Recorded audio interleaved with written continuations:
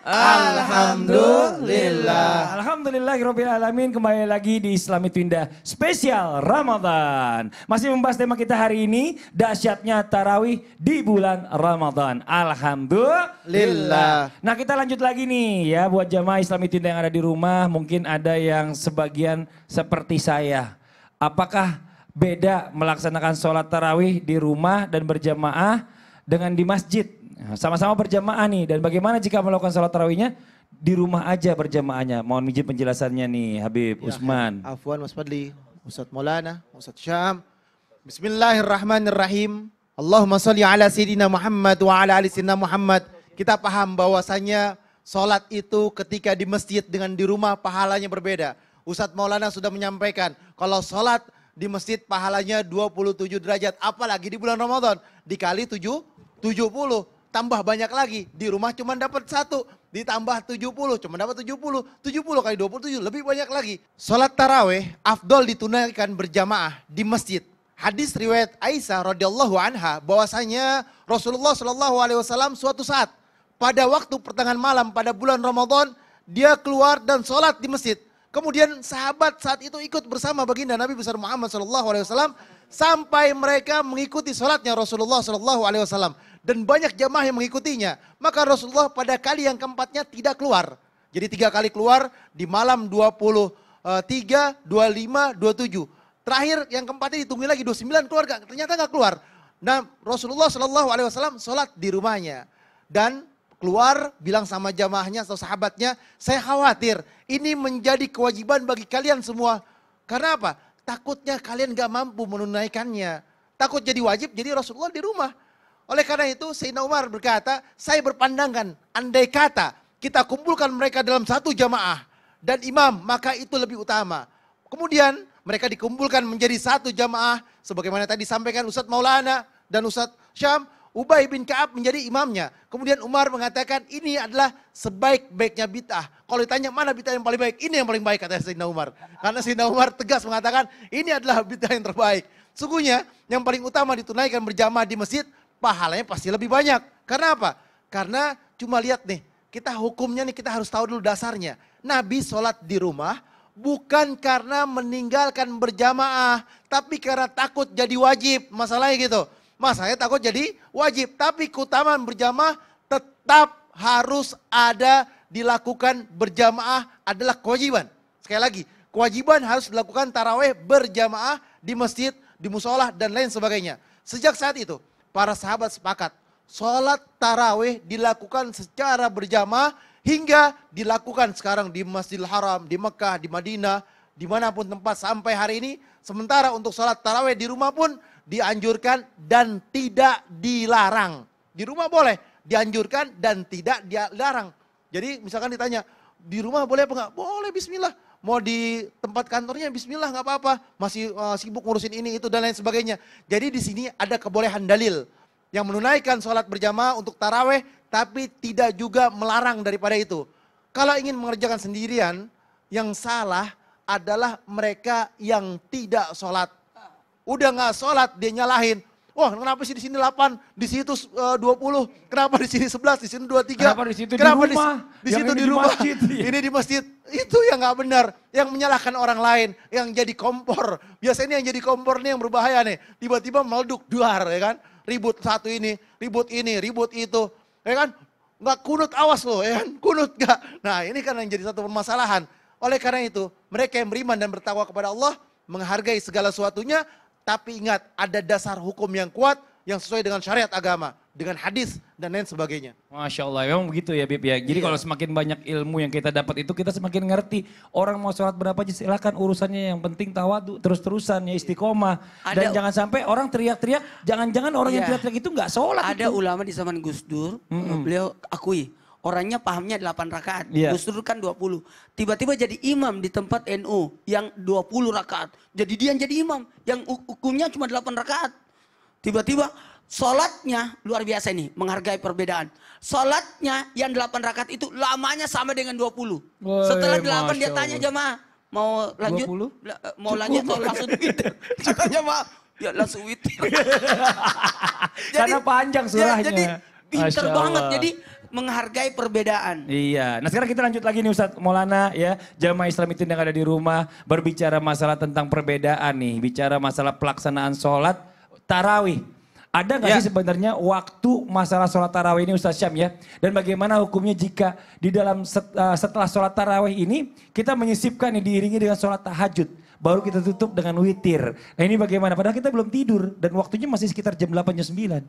Iya simpel, sekalian tahajud boleh nggak ya? Mohon izin. Baik, bismillahirrahmanirrahim.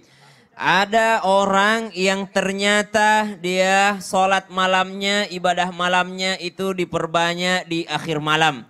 Jadi bukan di awal malam. Jadi kalau misalnya dia berbuka puasa, sholat maghrib, kemudian ibadah sholat maghrib berjamaah, lalu mungkin dia tinggal di masjid berzikir sampai ibadah sholat isya berjamaah. Habis sholat isya ternyata dia pulang untuk makan malam, kemudian beristirahat. Nanti dia bangun di sepertiga malam terakhir, barulah ia melaksanakan qiyamul lail. Qiyamul lail di sini bisa tarawih.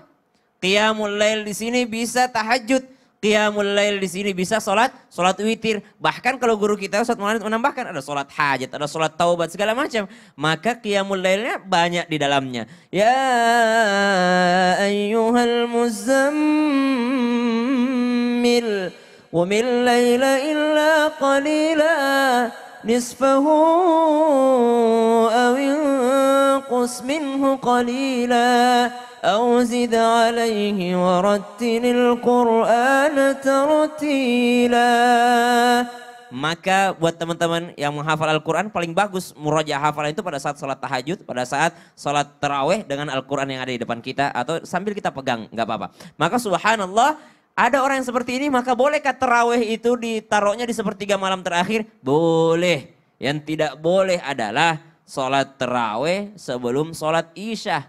Ya, jadi ada orang taraweh belum sholat isya, maka sholat isya dahulu baru dia sholat taraweh. Nah, kenapa demikian tidak boleh tadi? Karena Nabi mengingatkan, jadikan akhir malam kita itu adalah sholat witir, bukan sholat isya. Jadi jangan sholat taraweh dulu baru sholat isya. Sholat isya, sholat taraweh, sholat tahajud, lalu sholat witir. Kalau kita lihat di Masjidil Haram atau di Masjid Nabawi, mereka sholat taraweh. Setelah sholat taraweh pulang sejenak, baru balik lagi untuk sholat lail, sholat tahajud bersama berjamaah di masjid. Maka boleh dicontoh yang seperti itu. Mungkin ada orang yang nggak terlalu kuat, Ustaz saya nggak kuat, kapan saya tidurnya?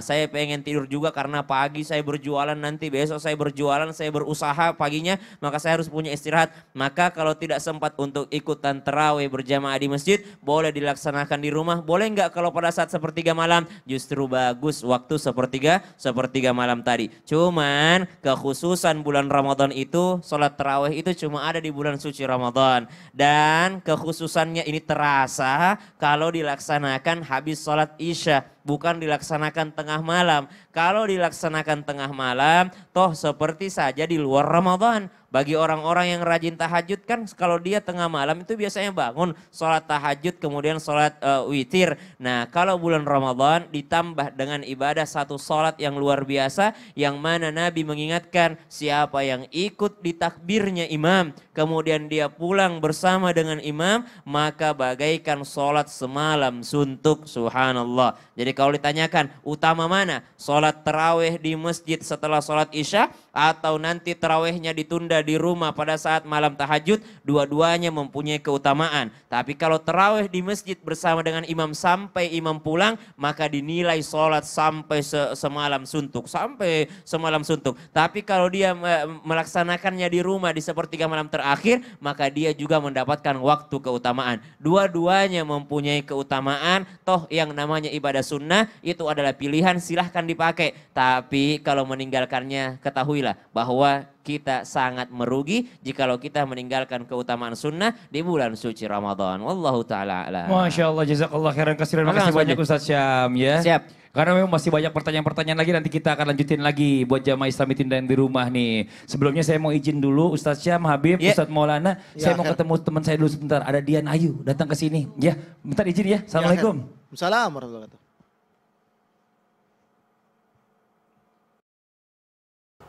Assalamualaikum Dian Ayu. Waalaikumsalam Masya Allah, senang banget bisa ketemu lagi di sini. Akhirnya kita ketemu lagi. Masya Allah. Sama-sama dulu silakan, ya. Silakan, Assalamualaikum Ustaz.